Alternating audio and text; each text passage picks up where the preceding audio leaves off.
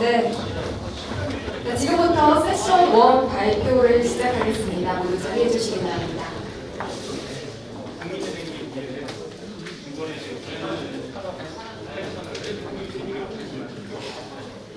네, 이번 시간은 세션 1 발표인데요. 오늘 포럼의 발표가 총 7분께서 발표를 해주실 예정입니다.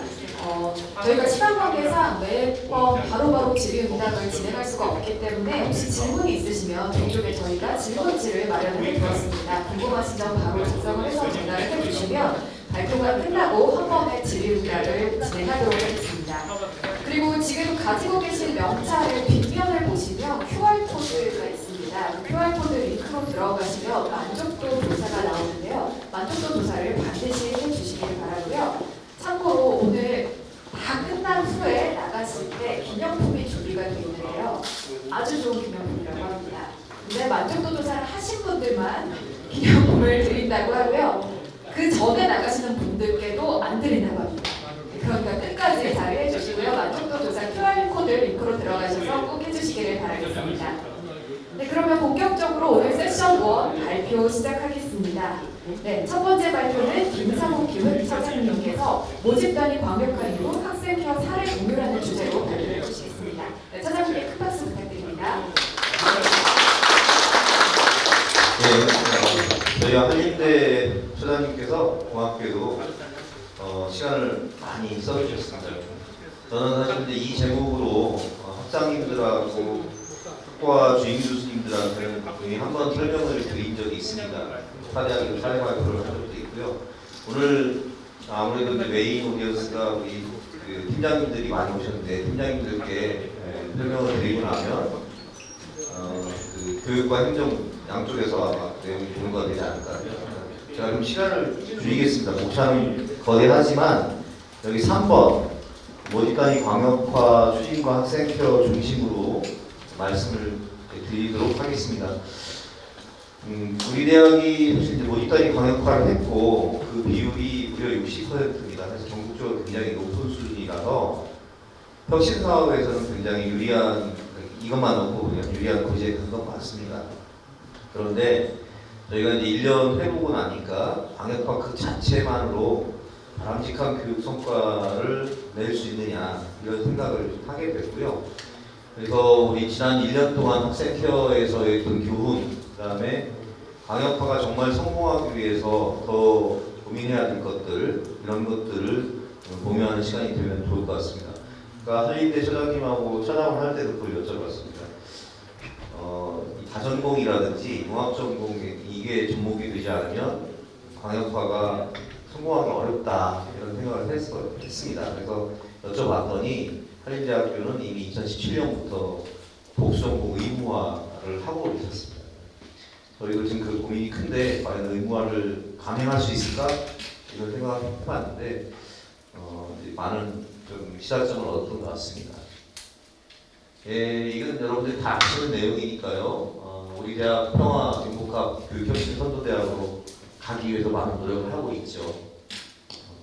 그 다음에 혁신 사업의 핵심 내용이 여기 나와 있는데 교육 부분에서 스트림이라고 하는 것 중심으로 돼 있고 하나하나 굉장히 무거운 글자들이죠. 광역화나 응복학, IR 뭐 이런 것들로 돼 있습니다. 다 아시는 내용이고요. 이 그림도 보면은 여러 가지 이제 뭐 대학 자체에서도 교육부에서도 주변 대학에서도 여러 가지 어려움이 있죠. 그런 것이 있습니다만은 위기 속에 기회가 있다. 한 220억 뭐 정도 할 수 있는 기회가 생겼고 이걸 통해서 우리가 산학이라든지 교육이라든지 또 우리 학교가 특히 이제 지역사회 협력이 좀 강한 학교라고 진단하기는 어렵습니다. 이런 것들을 강화하기 위해서 사실 노력을 좀 하고 있습니다. 오늘 아침에도 경기도의 평생교육 사업 제안서 발표가 있었고요. 그다음에 여러분 다 아시는 뭐 디지털 테스트 교육부라 해서 많은 분들이 노력을 하고 계십니다. 우리 학교로 다 모아보면은 18분 될지 모를 것 같습니다. 교수님들, 직원들 모으면 88명 이상이 나오지 않을까 생각을 하고 있습니다. 네, 이게 이제 이 그림만 설명을 드리면 이 오른쪽에 노란색 부분이 광역화하고 융복학이 두 가지가 같이 가야 될 것 같은 때만 가능할 것 같은데요. 광역화를 하면서 융복합, 다전공 이런 것들이 굉장히 잘 된다면 신입생들 입장에서 보자면 내가 원하는 전공을 선택할 가능성이 높다라는 기대 효과를 이끌어낼 수 있을 것 같고, 재학생들 같은 경우도 원하는 전공을 할 수도 있고, 다전공은 할인대 얘기를 들어보니까 학생들이 꼭 좋아하지만은 않는다고 합니다. 그런데 다전공을 통해서 이룰 수 있는 꿈의 크기와 폭이 달라질 수 있다, 이렇게 설득할 수 있다면 그런 생각을 해봤고요. 교육 취업 성과로도 갈 수 있지 않을까. 특히 우리 학교는 이제 인문사회 비중이 굉장히 높은 대학이라서 융복합이 광역화랑 같이 가게 된다면 신입생, 재학생, 졸업생 측면에서 기대 효과가 있지 않겠느냐. 그래서 저는 광역화나 융복합에 대해서 교육부가 돈 주면서 하라니까 해야 된다는 입장보다는 우리 학교의 발전적 교육 모델로 생각하고 교육 행정에서 서포트를 해서 갔으면 하는 생각이 듭니다. 이런 내용들은 이제 파일로 아마 제공이 되실 겁니다. 다 보실 수 있는 내용들이 되겠고요. 그래서 저희가 작년에 이제 광역화를 8개 계열로 시작했고, 지금은 이걸 고도화하기 위해서 광역화 고도화도 하고 있고, 융복합 이런 작업들을 하고 있는데요. 그 이후에 달라진 내용들이 크게 이제 3가지 쪽에서 달라진 것 같아요. 교과 비교과 교육 프로그램에서 달라진 게 있었고, 학생 관리, 이제 학생 지원 체계 여기서 좀 변화가 있었던 것 같은데, 여러분들 다 아시겠습니다만은 저희가 이제 전공 탐색 교과목, 계열 공통 이런 것들을 만들어서 하고 있는데, 이런 자리를 빌어서 말씀드리면 어떤 계열이나 단과대학에서 굉장히 이게 잘 만들어져서 잘 되고 있지만 어떤 전공에서 꼭 그렇지만도 않은 곳도 있습니다. 네, 교육과 행정이 다 연결이 되어 있지 않습니까?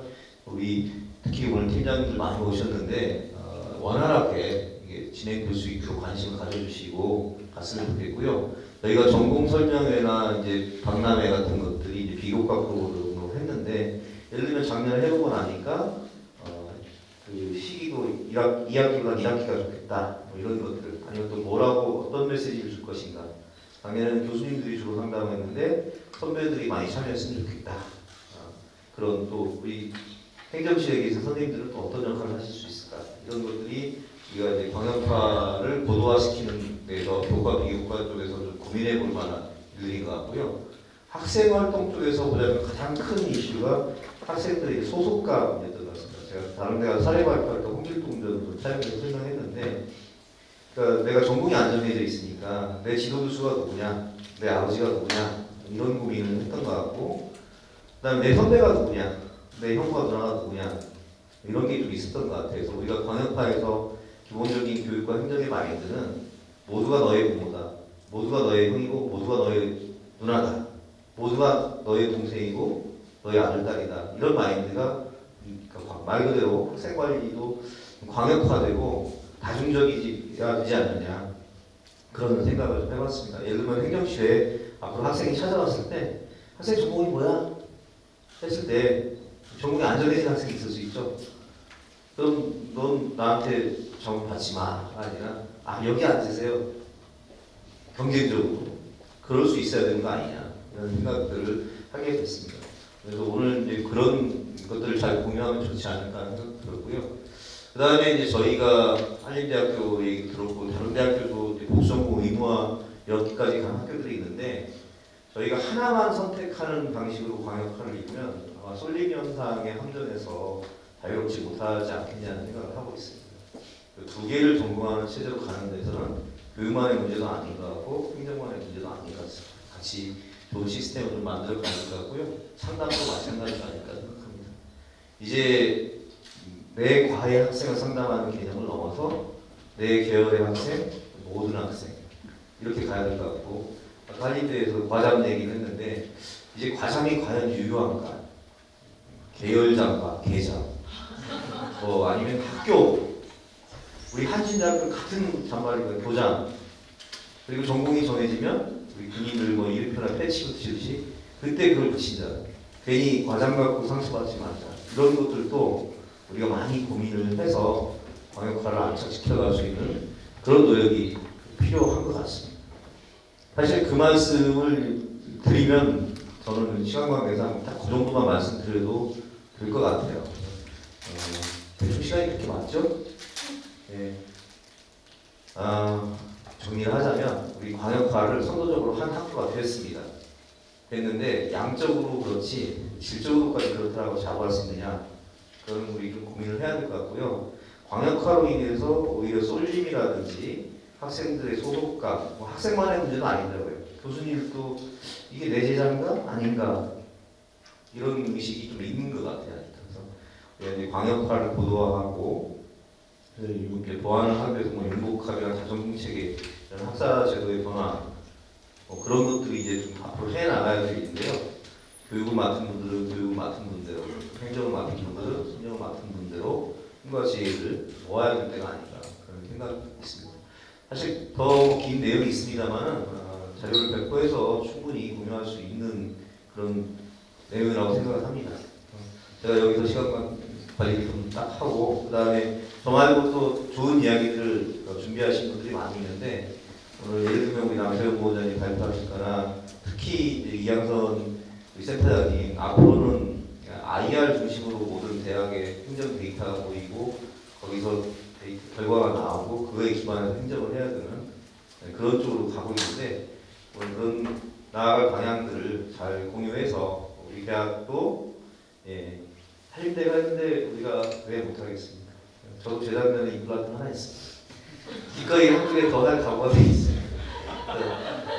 우리 총장님 주임 표어가 다시 새로운 하신인데요. 임플란트 몇 개 더 하죠 뭐. 새로운 이한신 함께 만들어갈 수 있는 그런 각오를 오늘 다질 수 있다면 오늘 성과 프로에서 얻을 수 있는 제일 좋은 성과가 아닐까 싶습니다. 더 좋은 얘기들이 많이 준비되어 있습니다. 끝까지 경청해 주시고요. 좋은 시간 되길 바라겠습니다. 고맙습니다.